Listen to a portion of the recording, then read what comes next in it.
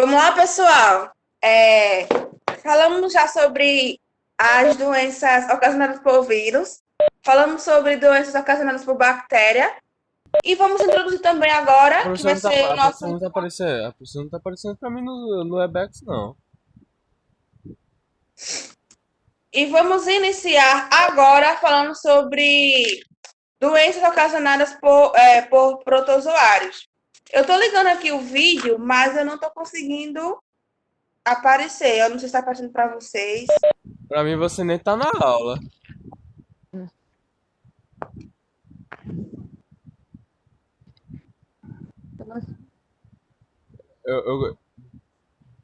Pra aparecer o vídeo você tem que ser coorganizadora. Daí eu teria que te dar, mas não tô conseguindo achar. Ah, achei.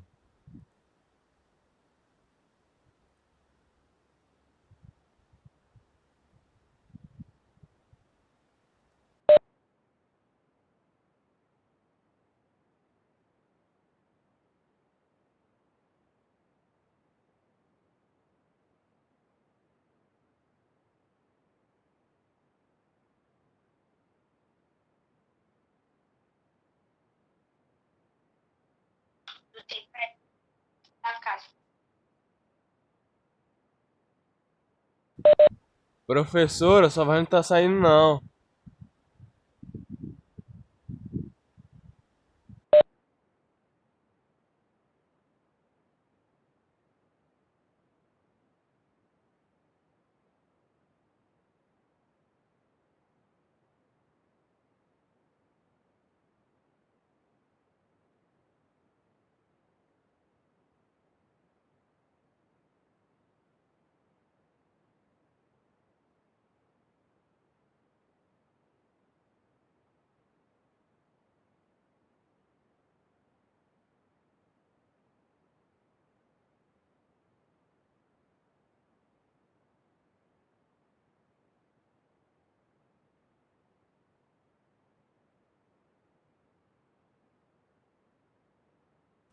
Professor Marconildo?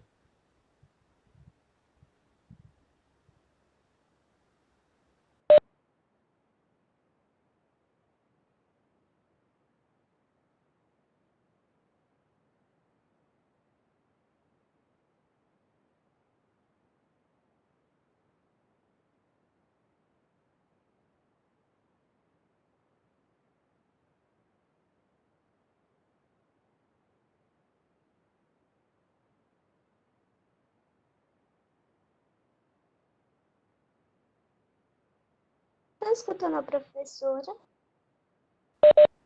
Eu não tô não. Eu não tô ouvindo nada.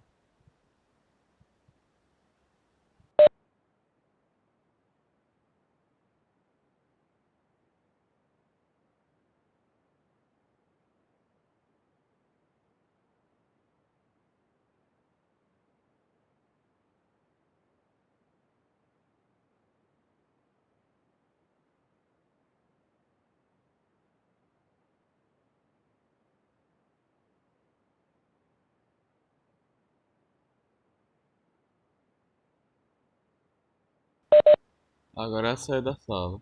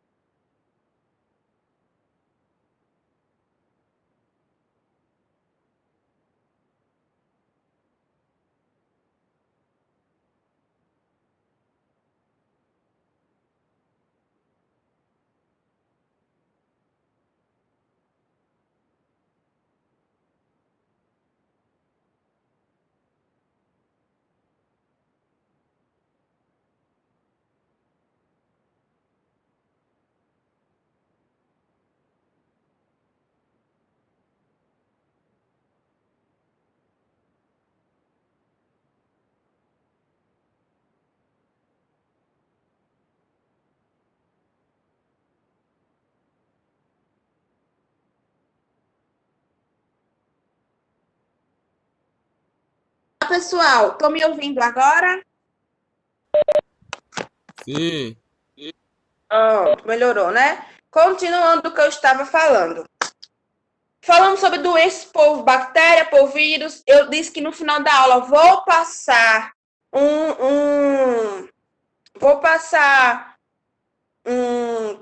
uma atividade que vai relembrar vocês algumas doenças ocasionadas por bactéria. Assunto da nossa prova também vai estar. Agora, eu vou dar o último assunto que vai estar na nossa prova. Repito e lembrar a vocês. Estudem. Não vai ser fácil, tá? Quem tirou nota baixa na primeira, se esforce na segunda. Por quê? Porque a tendência é piorar, tá? Não é melhorar, não. A tendência é só piorar, piorar, piorar. Então, vamos lá. Doenças causadas por protozoário. Eu vou ligar aqui o vídeo, só um minuto.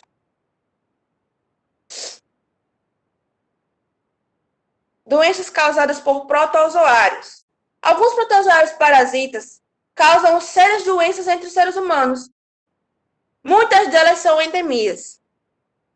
Algumas dessas doenças são causadas por picadas de mosquito ou de percevejos, outros por alimentos ou água contaminada, e algumas por contato sexual.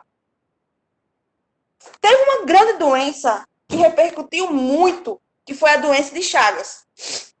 Essa doença é causada pelo Trypanosoma cruzi, descoberta em 1909, pelo cientista brasileiro Carlos Chagas, do Oswaldo Cruz, né? Que é um instituto que temos aqui do Brasil, Oswaldo Cruz. O termo cruz é uma homenagem ao cientista brasileiro Oswaldo Cruz, um dos pioneiros no estudo das doenças tropicais no Brasil e responsável por campanhas de erradicação de doenças como a peste bubônica. O Trypanosoma cruzi é um protozoário que se locomove por meio de flagelos e estruturas em forma de filamentos que se atingem como chicotes, que se agitam como chicotes. Ele pode ser transmitido pelo inseto, que é um inseto que a gente chama de barbeiro. E é engraçado, poxa, professor, por que barbeiro? Antigamente, esse inseto, quando ele era encontrado, geralmente ele picava no rosto das pessoas e nos homens na barba. De tanto ele picar no rosto, era o local onde ele mais tinha acesso fácil. Aí ficou chamando ele de barbeiro por conta disso, porque era picado no rosto, certo? O Trypanosoma cruzi é um protozoário que se locomove por meio de flagelos. Para quem não sabe o que é o flagelo, é como se fosse um rabinho de um animal que ele consegue se locomover, certo? Que ele consegue se locomover através desse como uma perna, só que ágil. Não é essa perna que a gente tem. Não tem o rato não tem o rabinho. Pronto, lá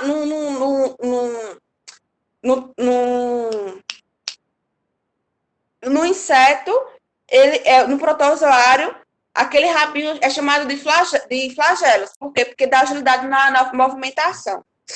Certo? Então, vamos lá. Estruturas em forma de filamento que se agitam como chicotes. Ele pode ser transmitido pelo inseto conhecido como barbeiro, um tipo de percevejo. O protozoário também pode ser transmitido por transfusão de sangue infectado ou por alimentos contaminados pela fezes do barbeiro. Nem todo inseto ele pode trazer malefício, mas um inseto contaminado, ele pode. Porque algumas pessoas, isso foi aquilo que eu falei para vocês na doença do rato. Às vezes a pessoa vê um rato e diz que ele vai dar doença. Ele só vai dar doença se ele estiver contaminado com a doença leptospirose. Mas se ele não estiver contaminado, como é que ele vai dar a doença leptospirose? Agora, claro, a gente não sabe quem tem e quem não tem, né? Então, é por isso que quando o povo vê um rato, diz que ele é perigoso. Entendeu? Mas nem sempre de dizer isso. Às vezes, a gente vê o mosquito da dengue. Mas nem sempre o mosquito vai estar contaminado com o vírus da dengue, tá? Isso vale para tudo. Então, para o inseto do barbeiro é a mesma coisa. esse inseto que é o meio de vetor, que a gente fala, que vai transpor a doença para nós, ele só vai transpor, só vai transmitir para nós se ele tiver contaminado. Se ele não tiver contaminado e picar a gente não vai ter nada. Porque o que ele vai passar para a gente vai ser um protozoário que vai estar dentro dele. Aí esse protozoário chega na gente e aí começa a desenvolver a doença. O protozoário também pode ser transmitido por transfusão sanguínea. Para quem não sabe o que é transfusão sanguínea, é quando vai fazer uma cirurgia e a pessoa precisa tomar sangue. Aí ele vai lá, pega o sangue que a pessoa doou no hemocentro e transfere para outra pessoa, certo? Vamos lá. Transfusão sanguínea infecta por alimentos contaminados pelo excesso do barbeiro pode ocorrer a transmissão ao feto, ou seja, aquela pessoa que está grávida, né? Ela pode passar através da placenta para o bebê essa doença. O inseto vedor da doença de Chagas alimenta-se do sangue e é chamado de barbeiro porque geralmente ficava no rosto das pessoas. Ele pode adquirir o protozoário ao sugar o sangue infectado de cães, gatos, animais silvestres ou de uma pessoa doente. Ao mesmo tempo em que pica a pessoa, o barbeiro elimina fezes contaminadas. Quando o indivíduo se coça, o protozoário penetra na ferida. Olha como ocorre. Para poder o protozoário entrar em você, ele precisa de uma abertura, certo? Então, o que acontece? Geralmente o barbeiro, ele tá lá pelo rosto, pica. Você não vê o barbeiro, você sente só a picada. Aí você faz o quê? Coça. Às vezes coça até ferir. E ferindo, há uma ruptura da pele. Para quem não sabe, a pele é uma proteção que a gente tem. É o maior órgão e maior órgão de proteção que a gente tem é a pele. Então, a pele se rompe. O protozoário se torna oportunista, aprende a penetrar. A partir do momento que rompe a pele, ele penetra para o nosso organismo e assim gera a doença. Então, vamos lá. O inseto vetor da doença Chagas se alimenta de sangue, é chamado de barbeiro porque geralmente fica no rosto das pessoas. Ele pode adquirir o protozoário ao sugar o sangue infectado de cães, gatos, animais silvestres. Ao mesmo tempo em que a picada pessoa, o barbeiro elimina fezes contaminadas. Quando o indivíduo se coça, o protozoário penetra na ferida e chega ao sangue, podendo atingir vários órgãos como o coração e o cérebro. Para vocês que não sabem, mas eu que estou no laboratório 24 horas, tá tendo muitos casos de doenças de Chagas. Olha, só essa semana, hoje é quinta, a gente já fez 3. Hoje, professora, só isso? Minha gente, não era para ter um por mês. Não era para ter nenhum por mês. Imagina 3 por semana. Então, tá sendo observado que está transmitindo cada vez mais rápido a doença de Chagas. E é muito perigoso porque ele ataca o coração e o cérebro. Do que a gente vive? Do batimento cardíaco. Se a partir do momento que o coração para, que entra um protozoário no coração, a gente para de viver. Para de respirar, para de mandar energia, para de fazer tudo. Então, é muito importante a conscientização de higiene, de higienização. Quando for dormir, observar bem os quartos, se tem besouro, se não tem. Eu costumo passar repelente, não todos os dias, mas um dia sim, um dia não, eu passo. Eu não gosto. Primeiro que eu tenho alergia à muriçoca. Quando o homem pica, meu braço fica todo pipocado. Então, eu tenho alergia à muriçoca. Então, eu evito o máximo. Por isso que eu uso repelente. Não uso toda noite porque é prejudicial à saúde também. Tudo aquilo que é em excesso faz mal. Mas eu sempre tenho os devidos cuidados para que eu não venha ser contaminado nem por barbeiro, nem por nada. Claro que aqui João Pessoa tem ainda poucos casos, mas está crescendo muito. Uma coisa que eu fazia 1 por mês, estou fazendo 3 por semana. Entendeu? Então, está sendo bem gradativo essa doença aqui em João Pessoa. Continuando. Um dos ambientes em que o barbeiro se abriga são as presas das paredes da casa. Ou aquelas casas que ela é coberta com palha, né? Deixa eu ver aqui. Ou de pau de a pique, construídas com barro socado sobre uma armação de varas ou troncos. O controle da doença de Chagas é feito com ações conjuntas do governo. É preciso pesquisar a presença do percevejo, transmissão nas habilitações em situações de risco e eliminá-la com inseticida. A construção de casas de alvenaria pode evitar a presença do inseto, ajudando no combate dele. É preciso também manter a fiscalização dos bancos de sangue para evitar a transmissão por transfusão e em um transplante de órgãos. O protozoário pode ainda contaminar alimentos por meio de fezes do barbeiro. Vamos falar também sobre a leishmaniose, tá? No Brasil e em outros países da América Latina são comuns a leishmaniose tegumentar americana e a leishmaniose visceral. A primeira provoca feridas na pele e na mucosa da boca e no nariz. A segunda ataca vários órgãos internos e diminui muito a capacidade do organismo de reagir a infecções, porque prejudica o sistema linfático imunitário. A pessoa infectada pela leishmaniose visceral apresenta febre baixa, anemia, aumento do volume abdominal e emagrecimento.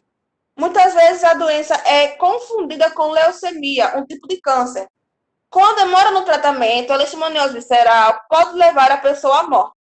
Para saber se o ser humano está com leishmaniose, é necessário fazer um teste rápido, que é um teste que a gente faz no sangue, ou outro teste que a gente faz na medula óssea.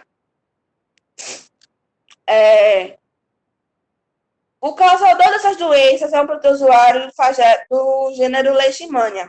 Ele é transmitido pela picada de certos tipos de mosquito, conhecido como os mosquitos palha ou biriguis. Este inseto coloca ovos em regiões úmidas, como galinheiros ou terrenos cobertos de folha. Essa é uma das razões pelas quais devemos manter sempre a casa limpa nas áreas próximas de nossas casas. Vocês perceberam ou estão percebendo que tudo é mais questão de limpeza? Tudo é mais questão de higienização? É muito sério. É muito sério. A nossa higienização é fundamental, principalmente por conta disso. A gente está vendo agora que o coronavírus só está existindo mais porque as pessoas, primeiro, não estão se comportando como deveria ser, não estão mantendo a quarentena como deveria estar, e estão desregularizadas na questão de higienização. Tanto que a campanha do governo é em cima de higienização. Passem álcool em gel, lavem as mãos ao chegar e ao sair. Faça isso, faça aquilo, não use a mesma roupa, não faça... Então, pessoal, a questão de higienização para a nossa saúde é fundamental. E contra bactérias, vírus e protozoários, a gente vai ver que é a mesma coisa. É a mesma finalidade. Se você não tiver uma boa higienização, você vai sofrer muitas consequências. Consequências principalmente com esses tipos de parasitas. Tanto bactérias, tanto vírus, como protozoários. Então, a questão da higienização é o fator X. O maior método preventivo, higienização. Não tem outra. A vacina, a medicação, não sei o quê. Gente, o melhor método nunca vai ser remédio, nunca vai ser vacina. O melhor método da prevenção vai ser, primeiro, a higienização. Agora, o que contribui, o que ajuda, vai ser vacina. Por quê? Porque a vacina vai ajudar na imunidade. A vacina não é nenhum método tanto preventivo. Dependendo do caso, vai ser um paliativo ou já uma coisa um pouquinho mais avançada. A primeira prevenção vai ser lave as mãos. Se cuidem, façam higienização. Tanto das mãos, tanto da casa. É porque entrou uma pessoa na minha casa, não sei, onde ela foi, onde ela tocou, viu que ela não fez a higienização, passa ali um álcool em gel, porque você não sabe onde ela veio. Você não sabe quais micro-organismos ela pode estar.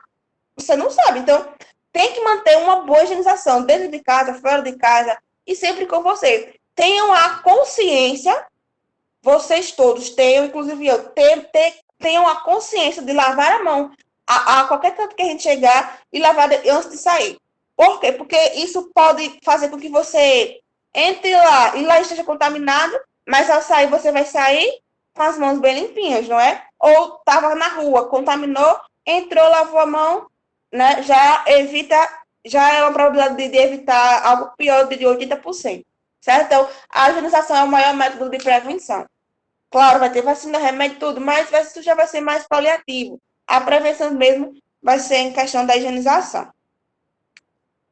A prevenção da leishmaniose é feita com controle dos mosquitos por meio da limpeza rigorosa das casas e dos quintais. É necessário também evitar as picadas por meio do uso de telas, repelentes e mosquiteiros. Os cães podem usar coleiras repelentes. O Sistema Único de Saúde, que é o SUS, oferece diagnóstico e tratamento gratuito contra a leishmaniose humana. Toxoplasmose. Eu vou parar o nosso assunto em toxoplasmose. Não. Temos muito mais coisas para ver pela frente. Toxoplasmose é uma doença que chama doença do gato, tá? Ela é ocasionada através de um parasita chamado protozoário, chamado toxoplasmose. Oi?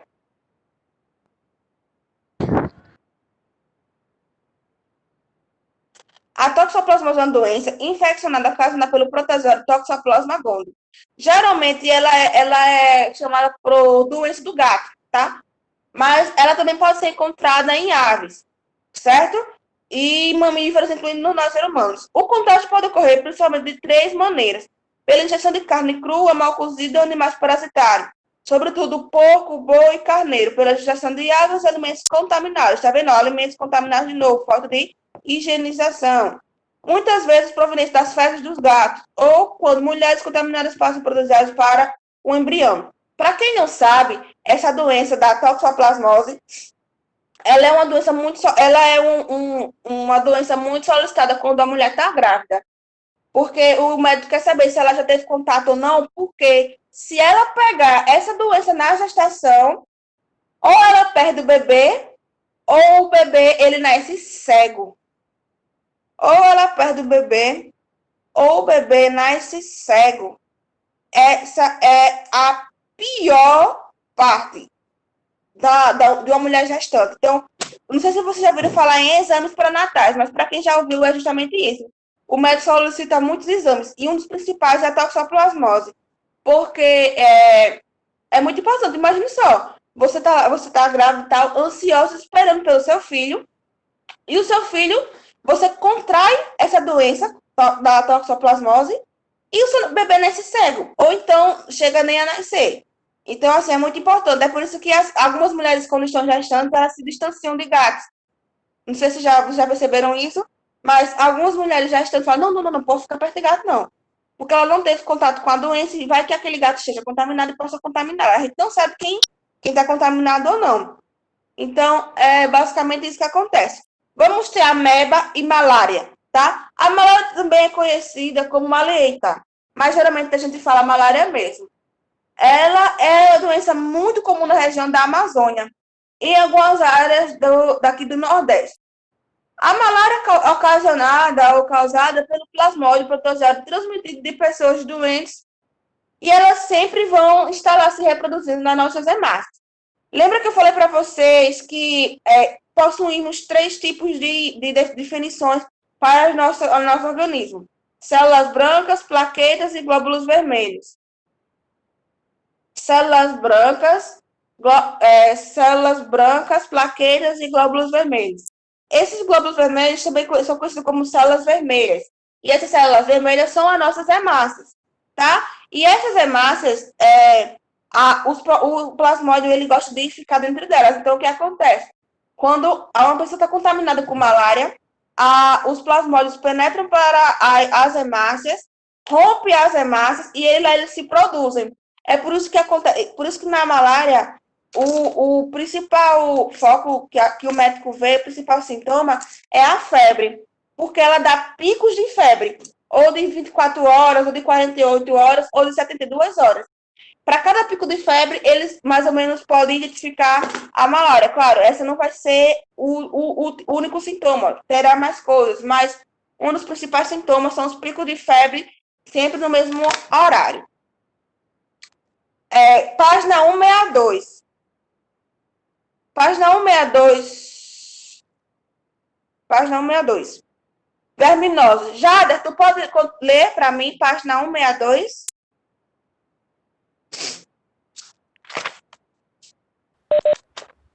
Tô procurando a página. 162.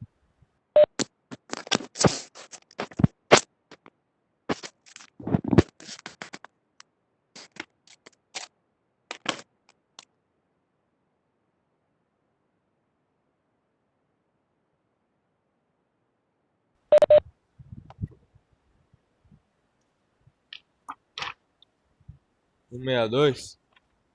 Isso. Achei. Onde eu leio?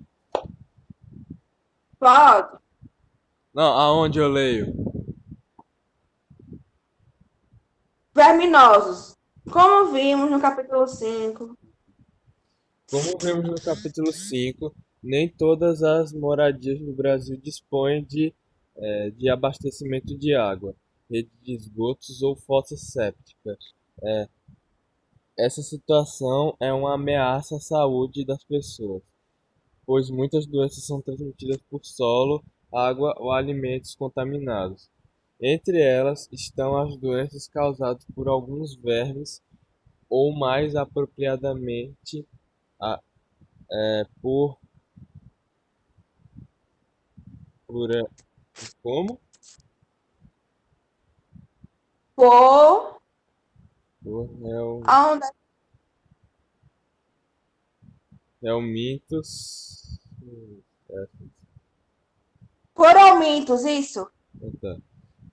Todas as doenças causadas por helmintos devem ser combatidas por meio de tratamento dos doentes, saneamento básico adequado e medidas de higiene pessoal. Outras medidas são especificadas de cada verminose, como veremos a seguir. Aí eu continuo lendo. Pode continuar. É TNAs que se diz aqui? Teníase. Teníase. As Astênias ou solitárias são platelmintos parasitas que passam parte de seu ciclo de vida no intestino delgado humano e provocam a doença chamada teníase.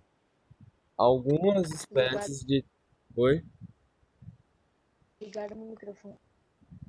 O que perigou?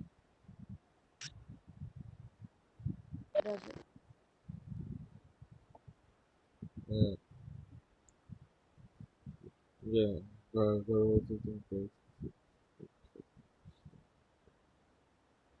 Bora. Calma, tô procurando, já que outro interrompeu. O ciclo da vida no intestino delgado humano e provoca uma doença chamada teníase. Algumas espécies de tênia são parasitas também de bois, enquanto outras são parasitas de porcos. A tênia é formada por uma cabeça com a qual o animal se prende à parede interna do intestino hospedeiro e grande número de segmentos corporais. A maioria delas mede 3 metros e 8, 3 metros e 8 de comprimento e tem a aparência de uma longa fita. De uma longa fita. As tênias são hermafroditas e realizam autofecundação, isto é, os gametas masculinos e femininos de uma mesma tênia se fundem e formam os ovos. Após a fecundação, os segmentos maduros cheios de ovos se desprendem do corpo do verme e saem com as fezes do doente, que é chamado hospedeiro. Observe o ciclo de vida da tênia na figura. Pronto, nós temos aqui no livro, não sei se vocês estão com o livro aí, mas na página 162 temos um ciclo, tá? E esse ciclo vai mostrar mais ou menos como ocorre. Um porco contaminado, ele defeca. E para chegar no homem, também a falta de higiene, ou então o porco contaminado, a gente come a carne de porco, não come calabresa, bacon, linguiça de porco, não sei o quê. Então, quando a gente Por não exemplo, consegue eu ver, amo. pronto, quando a gente não consegue ver, aí tá lá, contaminado. Às vezes a pessoa se alimenta sem ver. Aí a telha pequenininha começa a crescer, crescer, crescer. Já existe telhas de sei lá quantos metros, 10 metros, por exemplo, pode existir em uma pessoa. Na igreja onde eu congrego tem um caso de uma mulher que ela teve tenha. E chegou até o cérebro. E ela já estava perdendo o movimento das pernas. Aí teve que fazer uma cirurgia, retirar.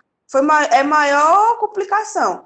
Então, às vezes a pessoa fala, não come carne de porco cru, não. Por quê? Porque é justamente por isso, porque pode estar contaminado com essa tenha, tá? E essa tenha pode chegar a contaminar o homem. Nós temos também outra doença na página 163, chamada de esquistossomose, tá? E essa esquistossomose, ela é conhecida como doença de barriga d'água. O que a esquistossomose faz? Ela vai atingir o fígado. Daí, há uma dilatação do abdômen, por conta do fígado, há uma dilatação. Para quem não sabe, é no fígado onde acontece toda a parte metabólica, tudo aquilo que a gente come, que a gente produz, tudo é fígado. Se você danificar seu fígado, você praticamente morre. É um dos órgãos. O povo não dá nada pelo fígado, mas é fundamental. E também o fígado ele se regenera, tá? Tirar um pedaço, ele vai e se reconstitui. O fígado é muito lindo. E essa doença, ela é ocasionada por o esquistossomo, tá? Chamado de cistossoma mansoni. Ou cistosoma, como diz minha professora. É hemodiálise, mas a hemodiálise ela é ocasionada não pelo fígado, mas pelos rins, tá? Hemodiálise é quando tem rim paralisado. Aí a pessoa tem que fazer 2 ou 3 vezes na semana para filtrar aquele sangue que está impuro, certo? Também temos a ascaris, que é aquela conhecida chamada lombriga. Lembra, mãe, de você falando? Meu filho, você tá aí com lombriga, sua barriga tá grande, não sei o quê. O nome dessa lombriga aí, científico, é chamado de ascaris. E por que lombriga? Porque se chama ascaris lubricoides. Então, as pessoas pegaram o não falia, não sabiam falar lubricoides, aí falava lubriga. Lubriga, lombriga, aí ficou lombriga. Todo mundo fala, você tem lombriga. Mas o correto é falar que você tá com ascaris, ascaris lubricoides. Então, o correto é esse. A ascaris também ela é transmitida por ingestão de ovos com alimentos contaminados. Por exemplo, aquela maçã que você comeu e não lavou, aquela coxinha que você comprou no mercadinho e talvez alguém pegou de você e tal, e pode acontecer de estar contaminado, e você vai, chega e come. Ou então você passou pelo local, tocou, chegou em casa, não lavou a mão, foi se alimentar, pode estar contaminado com ascaris também. Então, e outra coisa, é normal todo mundo ter ascaris. É normal todo mundo ter ascaris. Quem disse aqui que nunca teve ascaris, eu digo que é mentira, porque é normal. Agora, não é Eu, normal. eu nunca tive. Mentira. Mas não é normal todo mundo continuar. Uma vez tendo, aí você toma um remédiozinho lá, tal, para melhorar a situação. O nome é Ascaras. Ascaris. E Ascaras? a doença se chama ascaridíase. É ascaris, mas o nome da doença se chama ascaridíase. Que todo mundo fala lombriga, não sei o quê, mas o correto é ascaris, tá? O nome científico. Lombriga. É porque o povo fala, você está com lombriga, não sei o quê, mas o correto não é lombriga, se chama ascaris. Um minutinho aí para vocês pegarem um caderno de vocês, que eu vou passar uma atividade agora.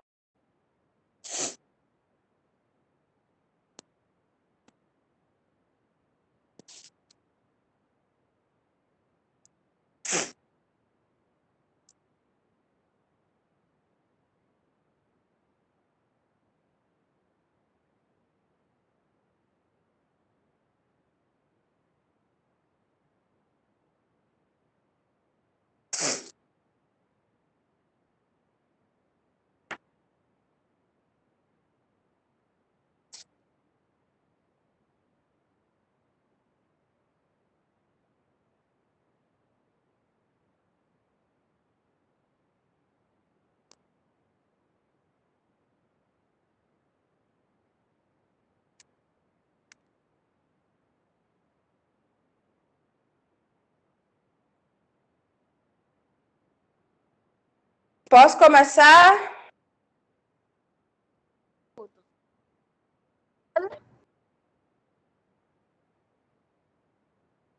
Atividade, professor? Isso. Número 1.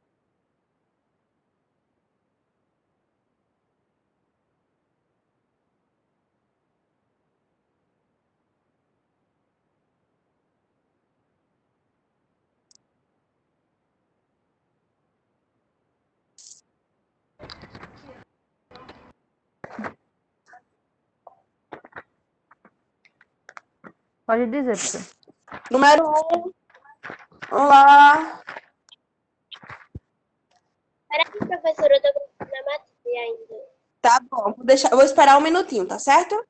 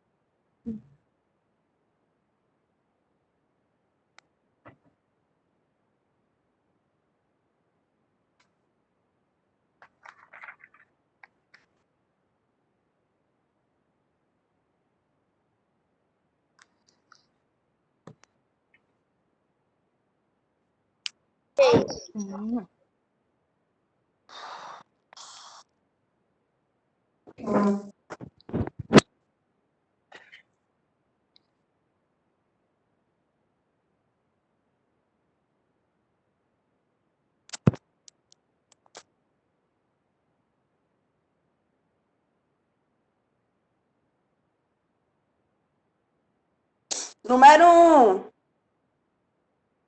Como é? Como é?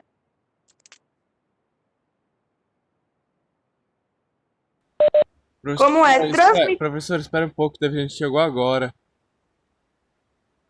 Ok. Ei, Lucas.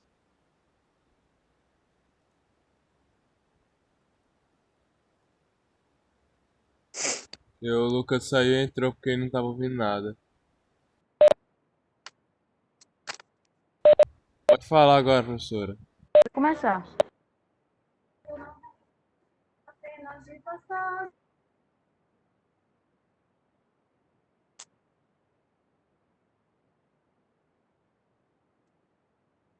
Pode começar, Número professor. 1. Número 1. Como é transmitida a leptospirose? Número 2.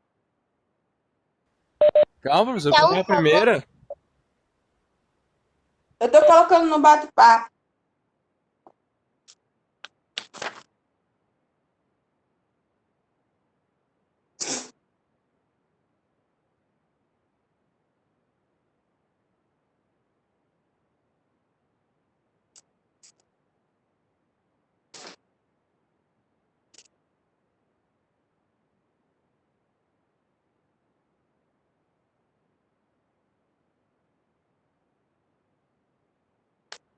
Número 2. O que é cólera?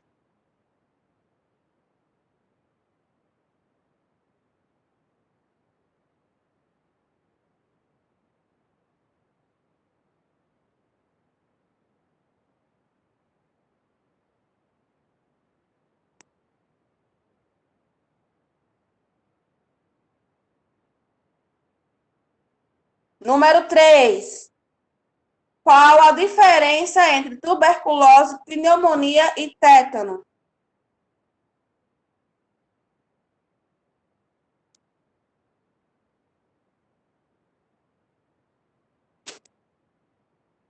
Tive pneumonia. Eu já tive também.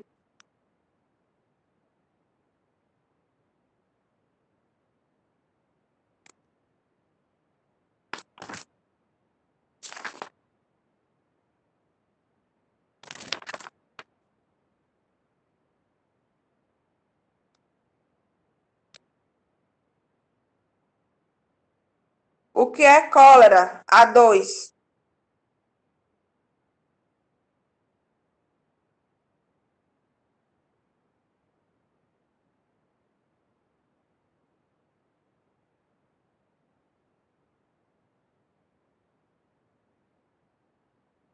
A3. Qual a diferença entre tuberculose, pneumonia e tétano?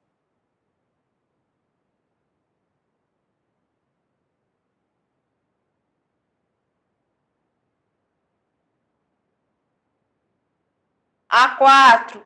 Quais sintomas da febre Professora, maculosa? Oi, 5 minutos. bora. A5. Defina. Letra A, hanseníase, letra B, sífilis. As que estão no bate-papo, tá? Eu tô falando, mas eu tô digitando também aqui.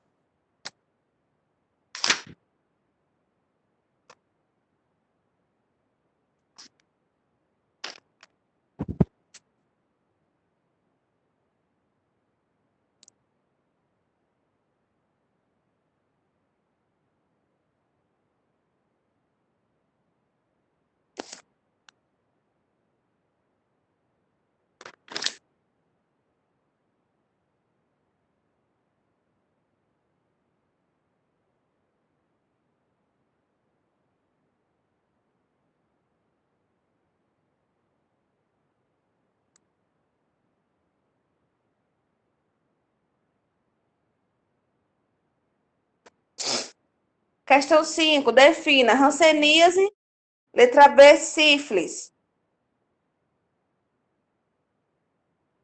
Número 6. Comente sobre a doença de Chagas. Número 6. Comente sobre a doença de Chagas.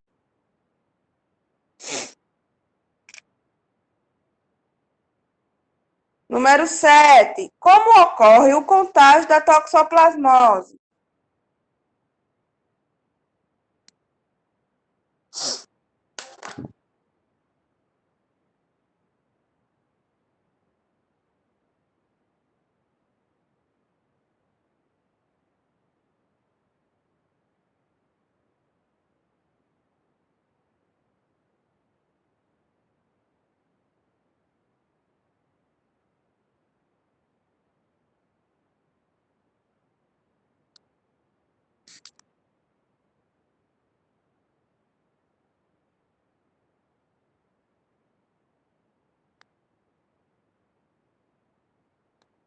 Sete. O que é esquistossomose? 8 e última. Ou 9 e última.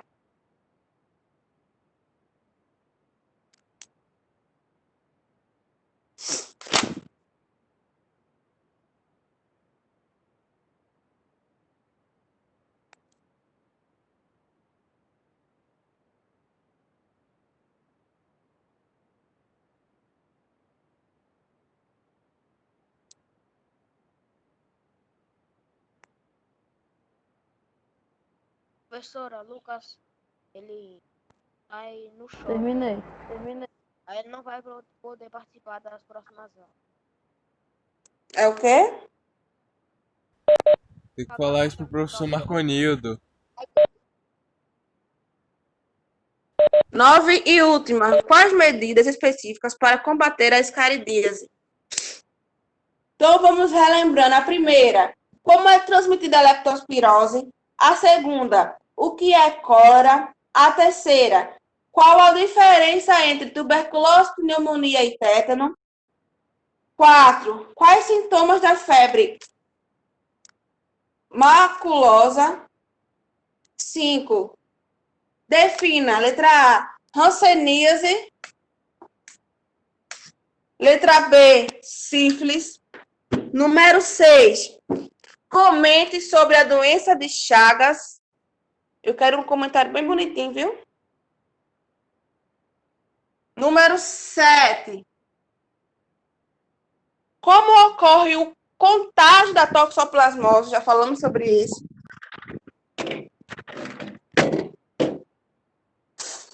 Número 8. O que é esquistossomose? Também falamos sobre isso. E número 9, a última questão. Quais medidas específicas para combater a escaridíase? Doença causada pelo ascaris. Doença causada pela lombriga conhecida.